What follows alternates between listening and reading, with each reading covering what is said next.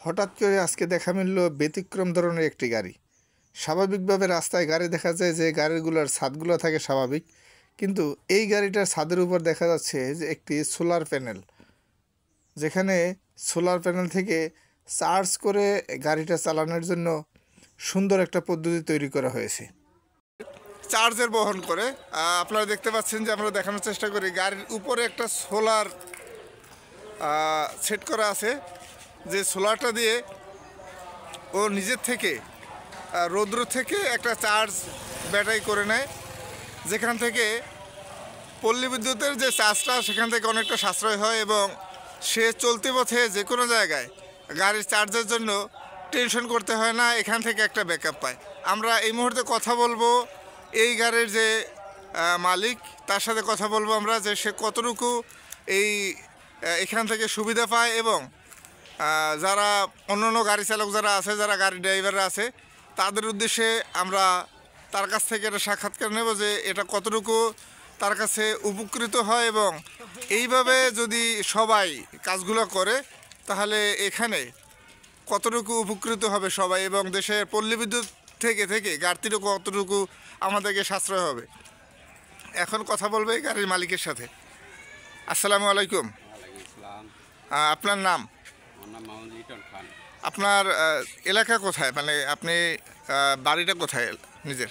বাড়িটা 2 নং চরবংশী খাসেরহাট, লক্ষ্মীপুরের রায়পুর উপজেলার 2 নং চরবংশী খাসেরহাট। তো আপনি দেখতে পাচ্ছি অন্য যারা অটো গাড়ি চালায় এবং আপনিও অটো গাড়ি চালান, গাড়িটা আপনার নিজের? আচ্ছা, নিজের একটা গাড়ি। এই গাড়িতে দেখতে পাচ্ছি আমরা দেখতে পাচ্ছি উপরে একটা সোলার। তো এই সোলারটা আপনি লাগিয়েছেন কেন? সোলারটা লাগিয়েছি মানে মাঝে মাঝে কারেন্টে ডিস্টার্ব দেয়, এই কারণে রোদে যাতে সোলারটা চার্জ করা যায়। চার্জ কোনো জায়গায় গেলে অপেক্ষা করলে মানে চার্জ হয়, ওটা আসা যায়। তো এখানে আপনি বলতে চাচ্ছেন যে অনেক সময় আবহাওয়া খারাপ থাকার কারণে কারেন্টে ডিস্টার্ব থাকে, নিজের গাড়ি চার্জ হচ্ছে না, অনেক সময় দূরে কোথাও গেলে হঠাৎ করে চার্জ থাকে না। তো এইটার কারণে বিভিন্ন জায়গা থেকে হঠাৎ করে একটা চার্জের ব্যবস্থা হয়, তাতে আপনি যে কোনো জায়গায় গেলে চার্জের ব্যাকআপটার জন্য টেনশন করতে হয় না। রোদ থাকলে অবশ্যই চার্জ হবে। তো এইটা আপনার খরচ গেছে কত? মোটামুটি খরচ গেছে আমার প্রায় 25,000 টাকার মতো। 25,000 টাকার মতন খরচা গেছে। 25,000 টাকার মতন খরচা গেলেও এখানে নিজের একটা স্বস্তি থাকে যে আমি এখান থেকে বাইরে হয়েছি, কিছু না কিছু এখানে চার্জ হবে এবং আমার একটা টেনশন মুক্ত থাকবে। তো এইরকম যদি আপনি যেভাবে কাজটা করলেন, এখানে বিদ্যুতের আপনার যে প্রতি মাসে যে একটা চার্জ হতো, এখানে আপনার ওই চার্জটাও তো একটু কম লাগে।